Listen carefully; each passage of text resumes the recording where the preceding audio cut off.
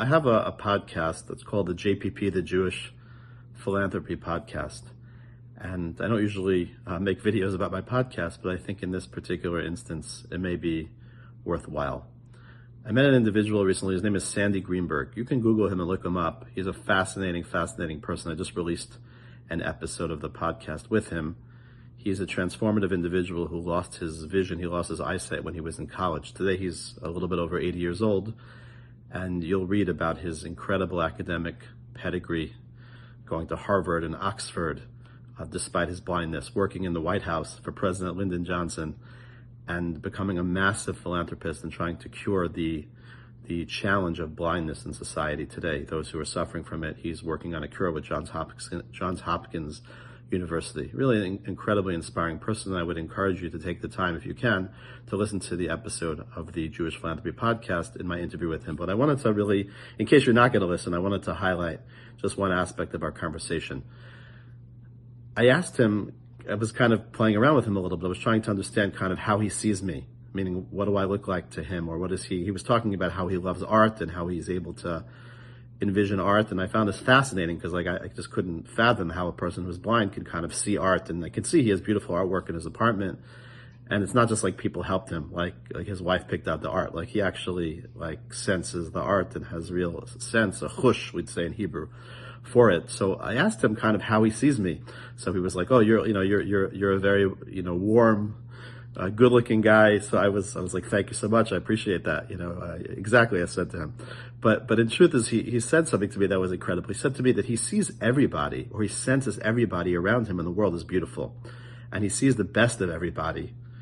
Frankly, because he can't see, so he perceives just the beauty and the positivity and the great energy about those around him. I thought this was a tremendous life lesson. There's a concept in the Torah called ayin tova, having a positive eye, trying to see the good and not chas v'shalom, on the negative side, having what's called an ayin ra, seeing the bad. And I think a lot of times people in our society tend to be overly critical. We live in a world of a cancel culture. And it's very difficult to be sovel, to basically be able to withstand or tolerate those that have divergent viewpoints from us. And, somebody may you may not hold of something, but it's one thing to say, I'm not going to use that, or I'm not going to participate in that, versus then to go and try to cancel it and try to destroy it and try to get in the way of it. And I thought, in contrast to those viewpoints that we often experience, I thought it was incredible to see a person who can't see.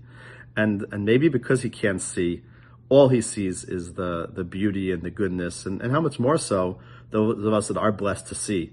That maybe it's harder for us because we can maybe see a lot of the flaws sometimes in others, but we have to try as best as we can to have the wherewithal and the knowledge to try to see that everybody inherently is beautiful, and everybody contributes, and everybody has tremendous meaning.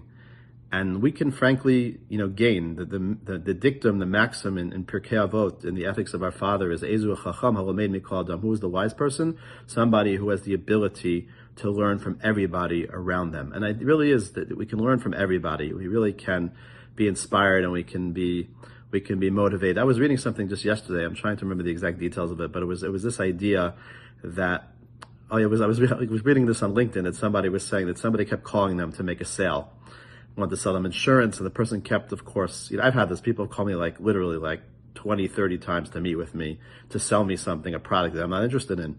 So the person kept saying, I don't want to waste your time, I don't want to waste my time, I'm not interested. And finally, the person kind of, gave in, and the person was commenting that actually the person actually added, so the person gave in because they basically said, you know what, I'll observe a sales pitch, maybe I'll learn from the sales pitch. And ultimately, the person then shared that not only did she gain from the sales pitch, but she actually purchased the product that she didn't even know she needed. So I'm not advocating taking meetings that you don't want to take, but I am advocating this idea that we can learn from everybody, we can see positivity, we can see goodness. And I think it's something that's very worthwhile to work on. It may not come naturally to some of us, but I think what a great message from Sandy Greenberg is to see and to sense the good around us. And maybe sometimes we need to close our eyes and not to always look and see, but rather we should try our best to see the good.